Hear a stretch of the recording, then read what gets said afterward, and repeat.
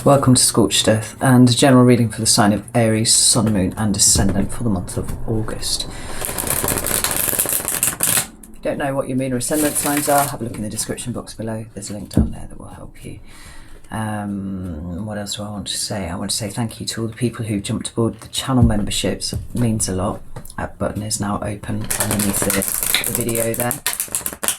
And all the lovely people over at Patreon who are now supporting me too. Like, I love you to the moon and back. Hopefully by the time this video comes out, I should have had a bit of crack with you today about some things. So yeah, if you haven't seen that already, go over and have a look. So, do I have anything else to say? I don't think I do. No. So, let's get on with this then. Good, I have 3 cards for Aries, Sun, Moon and Descendant, please, for the month of August. First card is the 2 of Wands. Second card is the 6 of Cups. Interesting. One more card for Aries, please. Ooh, and there you are, the Emperor. At the bottom of the deck, we've got the 3 of Cups, which talks to me about emotional support networks, specifically, particularly in this deck, because we've got a laurel wreath here. You know, this is not third-party situation kind of bullshit, you know, it's something good. Underneath that, we've got the Queen of Pentacles, and that, for me, talks about taking care of yourself, right? Nurturing yourself. Self-care in a big way. So let's get some clarifiers and go with the triple goddess. See what's going on here. So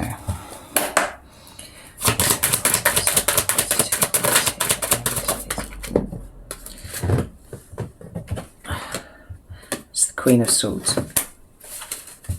It's a good card to have with the 2 of Wands there. 2 of Wands, please. There it is. And the 7 of Cups. Interesting. Yeah. Okay. 6 of Cups.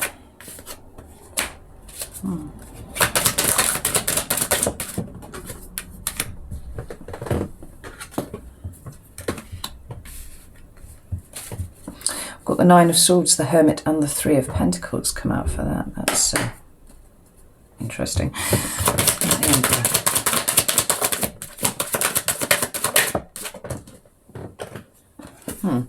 We've got the 9 of Pentacles and the Knight of Pentacles.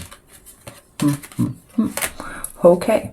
At the bottom of this deck, we've got 6 of Pentacles. That talks about achieving balance, right? And that can be inside you, you know, feeling very balanced and grounded about how you approach the world at the moment. Or it can be your external circumstances. So it can just be that things have been settling down where they have been difficult, or they will be at some point very soon. Can also talk about reciprocity, and I bring that up because we do have the 3 of Pentacles here. So, you know, if you've been waiting for a situation that has a little bit more give and take, particularly maybe in light of it being with the 3 of Cups being here, you know, the people that you surround yourself with, then maybe that's a thing. I'm going to pull some more clarifiers for this, I already know that, but we start with the 2 of Wands. Now, this is my Crossroads card, right? And it's in your recent past. It's kind of like, it's that point where you get to where you don't necessarily have to pick one thing or another. Sometimes it can be a bit of a state of mind about how you live your life in the first place, right? So it could be, should I do X or should I do Z, you know? Maybe with a Y thrown in there somewhere. I forgot how the alphabet went there for a second. Or it could be,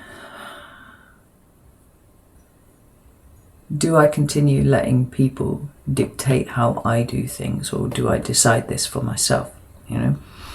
Sometimes it could be actually making yourself nail down the fact that a decision needs to be made because maybe you've been kind of avoiding it a little bit, something like that. But it's definitely a precursor to action, because the 3 of Wands talks about kind of implementing whatever it was that you decided in the 2 into the 3D, right? It's actually living that thing. So there's definitely been some rumination going on here. Now, the Queen of Swords came out directly after, and I said I was really pleased to see that, and I am, because she's a very discerning energy, right? She's strictly Libra, but it talks about being able to kind of sift great volumes of information and be able to make really discerning decisions about how, you know, what you pick, because she's very intellectual. She's kind of putting emotions to one side for this, you know, and trying to make decisions on a real fact-based basis. She doesn't look very happy though, and she has dropped a mask which is on the floor here. So it could well be that the decision that you've had to make, you kind of felt like you were pushed to do it a little bit. It wasn't necessarily a decision that you wanted to make, but you've been pushed into it, and now you've had to kind of drop the mask and go, do you know what, I haven't really been very happy with this, whatever this is, for a little while now. Here is my truth, and I'm holding up with the Ace of Swords here, right? This is genuinely what I think about this thing. Right? Now, whether this has caused the crossroads or whether this is as a result of this crossroads moment, you'll have to fill in the blanks, because I don't know. But the next card that you've got is the Seven of Cups, and that's quite interesting as well, because that talks about having lots of options, lots of potential of choices to be made about things. But in this card, she's separated from actually being able to touch these cups, because it's a shop window, right? There's a big pane of glass in the way, so she can see all of the options, but she can't necessarily, you know, engage with them in any meaningful way beyond seeing them. She can't pick them up and check the weight, you know, that sort of thing.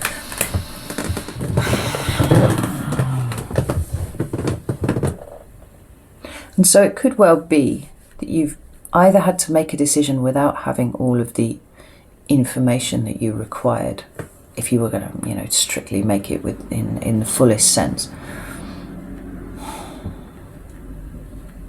Or this crossroads has pushed you to consider lots of options that you can't quite touch yet, right? This is all in your recent past energy. So let's have a look and see if there's anything else that the Rider-Waite wants to say about this, because that's quite vague. I feel like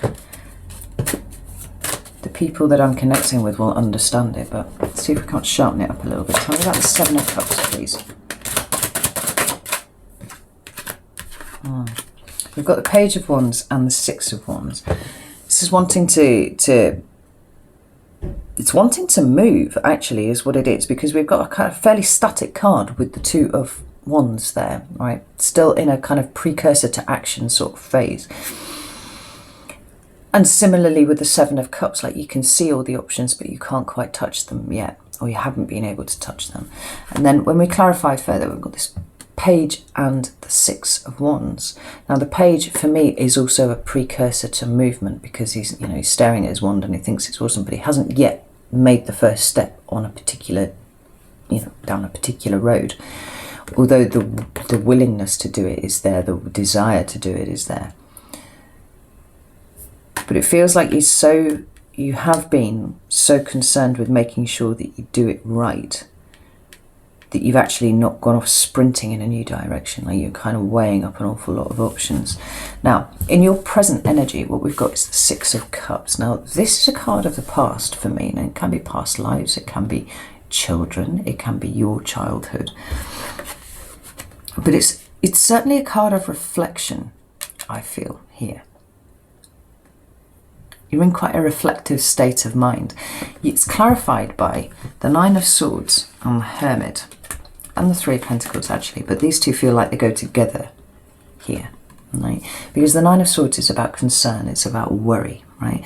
Now, normally with the Nine of Swords, we see them kind of stacked horizontally across the wall, and that's a pertinent point, because for me then they are kind of holding a neutral position. Swords up good, swords down bad. These are all down. Right? There's no kind of issue of there being perspective here that you're struggling with. It's kind of like you know what's going on. Some of it's quite difficult to deal with, and you're quite reflective about it, giving it a lot of thought, right? Going inside, seeing how you feel about things. You know, maybe this unhappy Queen of Swords the reason that she's unhappy is because you are reflecting about something in the past which is dictating how you move forwards. Right? Maybe you've had to go within and consider how you feel about a particular thing in a way that you have not done for a while, and perhaps we're not anticipating having to do. It's almost like this situation kind of threw up new things that you weren't really anticipating. And then we've got this Three of Pentacles, right? Now this is the card of cooperation and collaboration to me, right? It talks about teamwork, and it certainly seems like you're kind of worried about working together with someone, right? Kind of, and maybe it's somebody from the past, right? Maybe it's somebody who you didn't have good dealings with in the past, but now something's shown up. They want to work with you in some sort of way.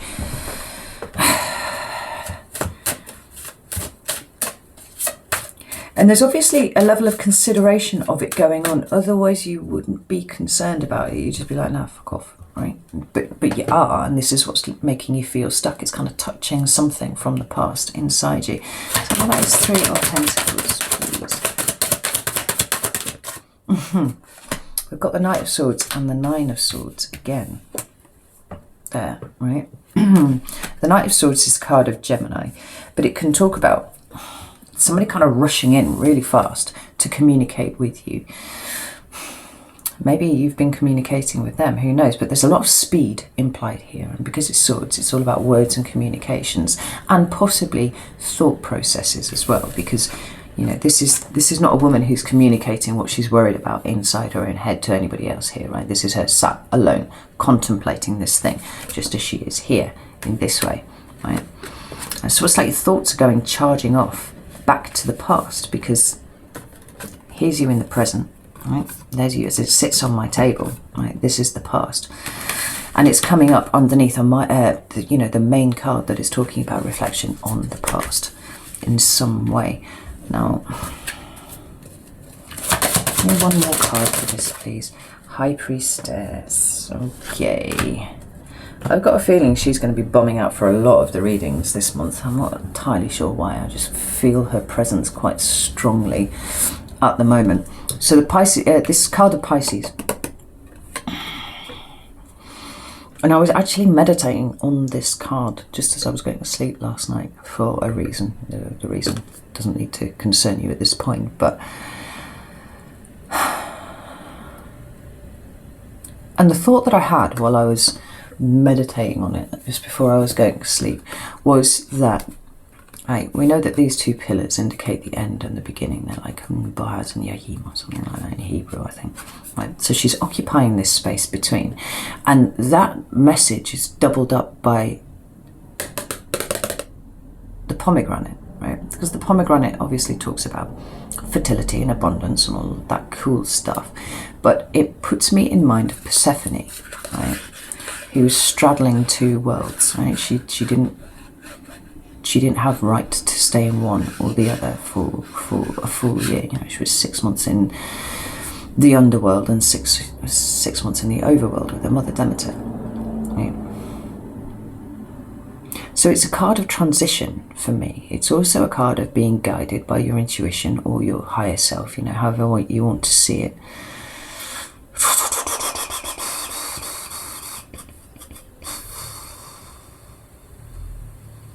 But it's very much a card of the inner space. Something about your current energy has got you conflicted and kind of feeling like you are neither sat quite in the present or quite in the past or quite able to plan for the future in some way. Maybe this is why you can't quite make contact with those 7 cups yet to properly decide your way forwards. And it's certainly giving you a difficult mental space at the moment.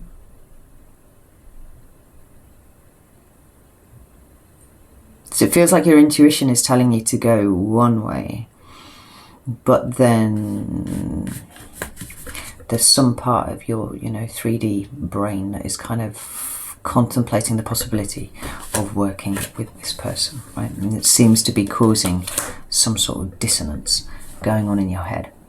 So That's interesting, and we're definitely going to dig along in that in the extended. So if this is resonating with you, it's maybe worth going and checking that out. What's coming towards you in the month of August is the Emperor, and that is your card, Aries. And I'm really, really pleased to see this, because the Emperor does not sit in this energy ever, right? It's not him.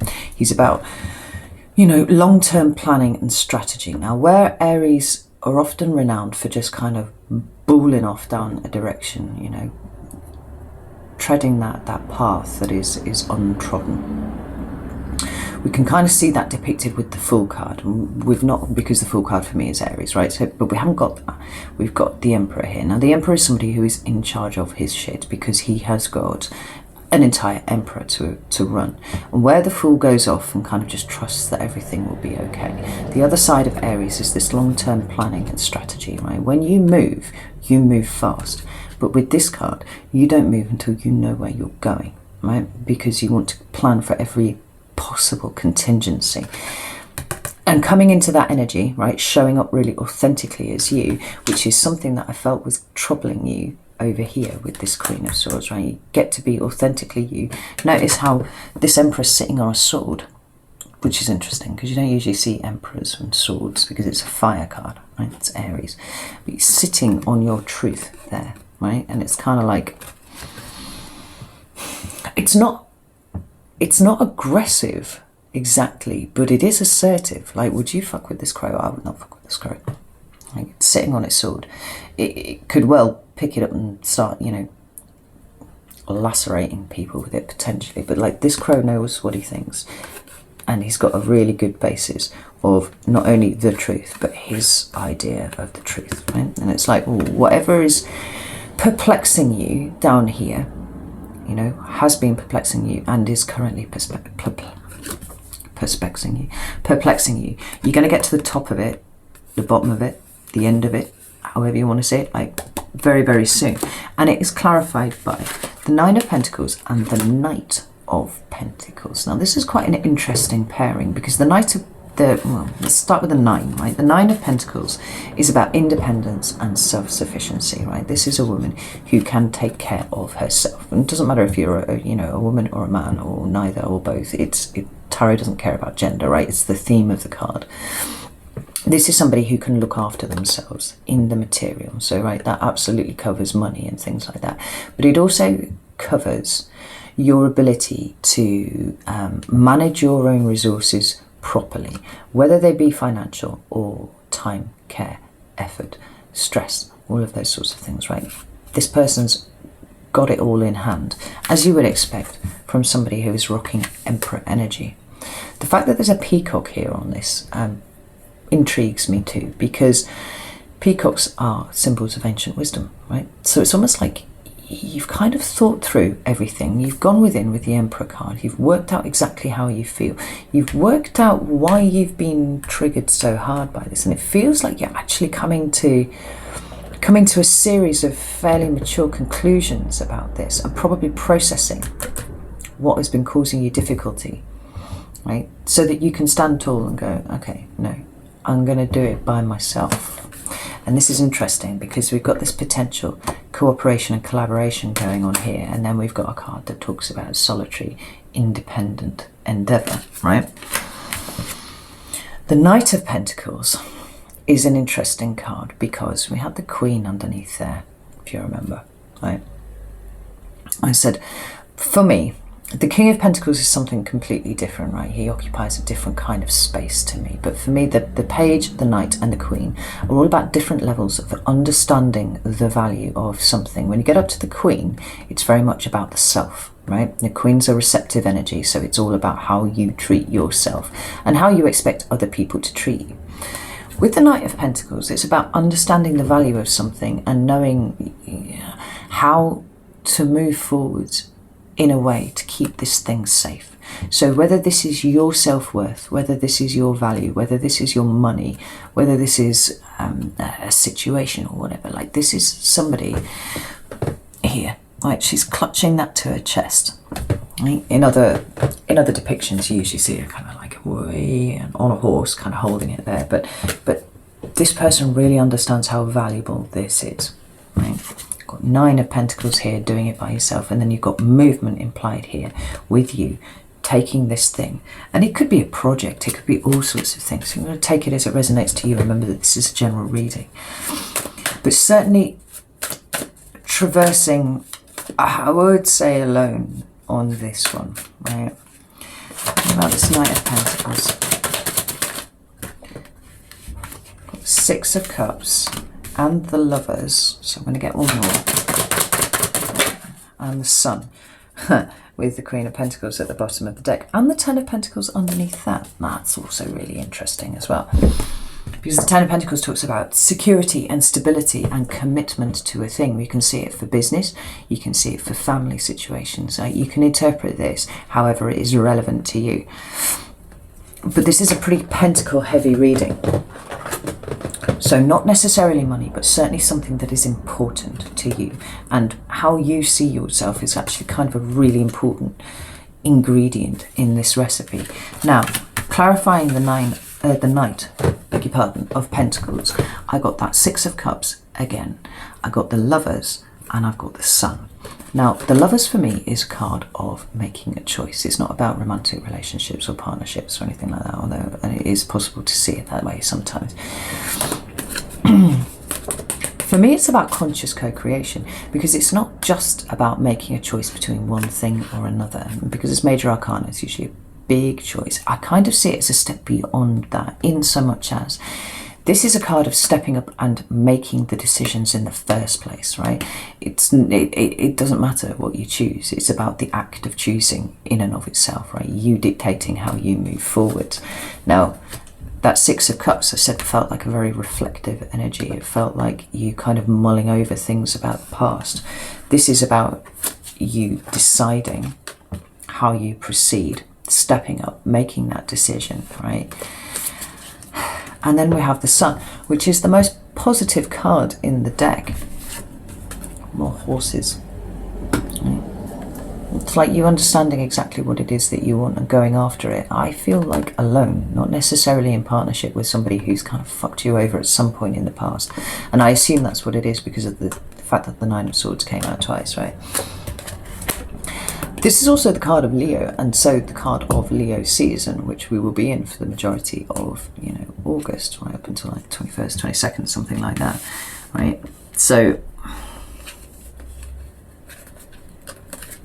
you can certainly expect this to be resolved in some sort of way that is useful to you during the month of August. But I feel like once you step down this path, you also see how it is entirely right for you, right? It's like the sun is shining here on your endeavour. You have made the right decision. But going with your gut this month is going to be really, really important to you. So I think that you should definitely take time to be in tune with that. If your intuition is pulling you one way and your head is pulling you another, it seems like for the month of August at least, your intuition should probably guide the way.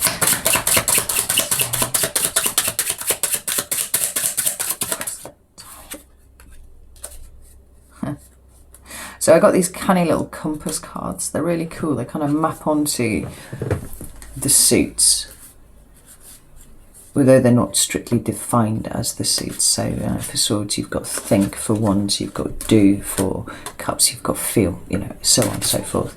And they're really, really cool because all they've got on them is questions, right? And I got these and they called me out on my bullshit immediately, and I was like, well, okay, well, they can come into personal readings then, that's cool. When considering your current energy, whatever it is that you're struggling with at the moment, just pulled a card for you, and it's a sword card, right? It's called Think, and it says, what's the story you're telling yourself? All right, and I feel like that's really, really pertinent, because what you need to do is step your mind down a little bit, right? You were definitely on the right path when the Queen of Swords was here in the past, but now it's developed into something else. It's become overthinking and that sort of thing, right? And I've said you kind of need to be guided intuitively this month. So find a way to step the mind down and kind of look at the story that you're telling yourself and how it differs from where your intuition is trying to guide you, right? How do you feel as opposed to what do you think, right? Because that's the way forwards. So I'm going to leave it there, Aries. If this has resonated with you, there is an extended underneath. Feel free to go check that out. But if this is where we part ways, then that's all cool too. And I will see you in about 10 days or so for the mid-month readings. So take care.